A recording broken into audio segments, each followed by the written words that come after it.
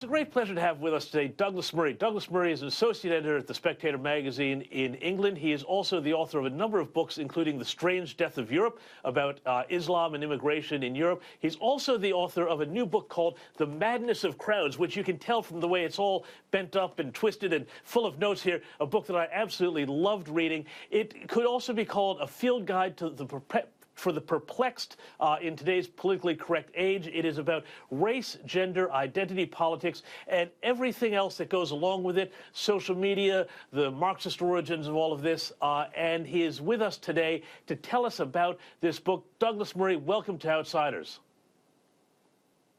It's a great pleasure to be back with you. Thanks for coming on. Tell us a bit, first of all, what was it that inspired you to write this book here? Well, I'd noticed in recent years, like a lot of people, that there were an increasing number of individuals who were getting cancelled, ended, destroyed, their careers brought to a very sudden halt because they'd thought about or said the wrong thing. And I noticed that they basically always had to do with these four things I write chapter after chapter in this book. There are other things that are tripwires of our age, but they mainly centered around everything to do with being gay, everything to do with women, particularly relations between the sexes, everything to do with race, and absolutely anything to do with trans. And it's my belief that all of these issues are issues that we've become incapable of thinking about, let alone speaking about. And as a result, very bad ideas have started to embed themselves.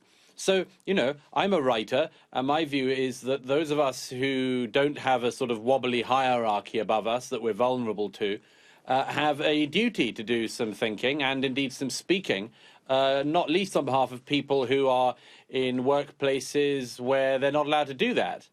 So that's the point of the book, really, is to say, what are we not thinking about? What are we not talking about? And also, why the fact that we're not able to talk and think about this stuff, why is it then that we are getting so deranged? And I try to explain in the book, I think it's because these bad thoughts we're being asked to hold are incredibly contradictory about each other.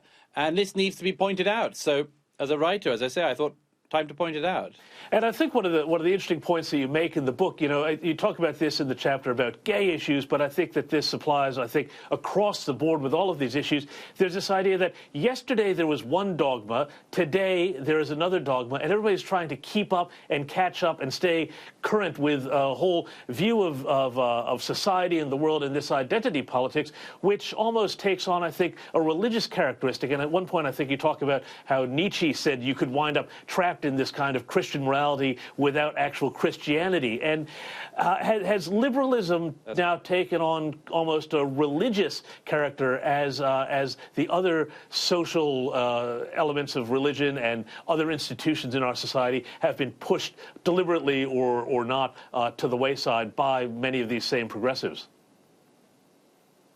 That's exactly it. I say at the introduction to the book, this is basically a new metaphysics, a new religion, and it's got its attractions. I mean, who isn't in favor of equal rights for women? Who isn't in favor of equal rights for people who are gay? Who isn't for equal rights between people, whatever their skin color? But you see, the thing is about this is that all of these things have effectively become ways in which people demonstrate their virtue, and as a result, a whole lot of things happen. The first is people behave in this manner as if they are at the barricades, at the point where things have never been better. People want to demonstrate their virtue, and by doing so, they need to find enemies. I describe this as St. George in retirement syndrome. Like St. George, after being praised for slaying the dragon, staggers around the land looking for ever smaller beasts to slay until eventually he might be found swinging his sword at thin air. At the moment, in societies like Australia, where all of these rights issues have never been better, they're regularly portrayed as if they've never been worse. And one of the consequences of this is that new rights claims, such as the chapter I write at the end on trans issues, new rights claims end up being waved through with very, very little discussion because people are so fearful that we might do something like we did in the past. You know, nobody denies there's been racism in the past, that there's been homophobia and indeed sexism in the past. But in fear of that, we end up waving things through. And as I describe in the trans chapter, it's worth thinking about these sorts of things clearly. And we don't, because we can't, because we don't allow ourselves to. And one of the things you also talk about, though, is that many of these things, these contradictions, there's a real Marxist origin to this. I mean, that Marxist thought, you talk about Michel Foucault, and I think Hegel was in there somewhere, or that might have just been my own adumbration there, but that there is always this sort of contradiction that actually drives things forward until you wind up just with this whole stinking mess of contradictions, and that's kind of the problem where we are today. That's right. I'm particularly keen with this, but I have a lot of young readers, and I particularly want them to absorb some of the arguments I'm trying to make, because my view is that it's very understandable that this sort of woke culture has caught on. People talk about the snowflakery of the young and all that sort of thing, and I think that's unfair. This generation is growing up in an incredibly perilous environment for them, where if they wrong think or wrong speak once, they could have their career and life destroyed forever, for good. It's no wonder that they're cautious about a whole load of things. But you know, at the same time as that's happening, we have this presumption that that things like the financial crash of 2008 don't have consequences. And I say a lot of this is a consequence of that. A lot of this bad thinking is the consequence of the economy going wrong. Now, I mean, you know, as I say in the introduction, it's not clear to me why a young person who can't accumulate capital should have any great love of capitalism. Or you know, to put it the other way around, it's very clear to me why people who find it almost impossible to get on the housing ladder might be very attracted to a system of ethics that claims to be able to solve every inequity and injustice on earth if you just follow the plan. The problem is that the plan in question, among other things, has, as I lay out in the chapter on Marxism, it has deep Marxist roots.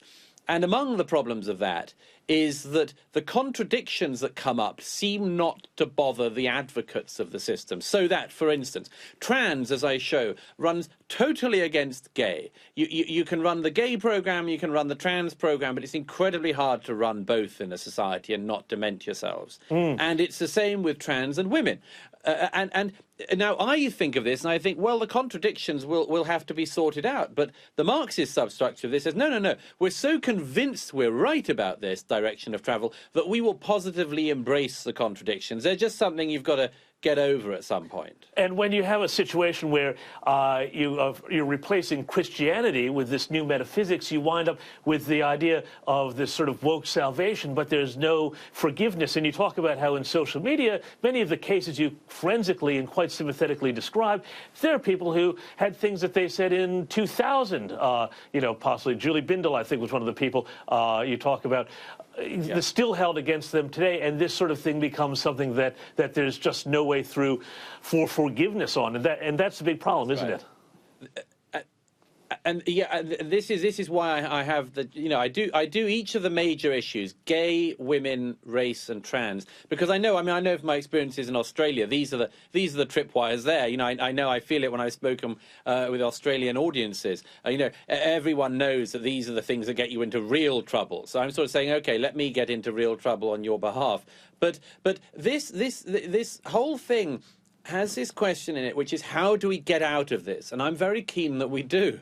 And one of the things I do is these interlude chapters. And one of them is on forgiveness. And I say, look, if we live in this incredibly unforgiving world that we do, where a person can be, you know, destroyed for wearing the wrong prom dress, as one example I give, a poor 18-year-old girl in America became world famous for wearing the wrong prom dress. If we live in that world, why do we allow ourselves to have this unbelievably retributive culture and not focus on the only thing that human beings have ever come up with to get out of that, which is something like forgiveness? And our societies are totally unforgiving. And as I say, I go back to this thing. If you're a young Australian boy or girl in their teens, or man and woman in their 20s, and you're looking at this world, of course you do whatever you're told to do today, even if it's different from what you were told to believe 24 hours ago.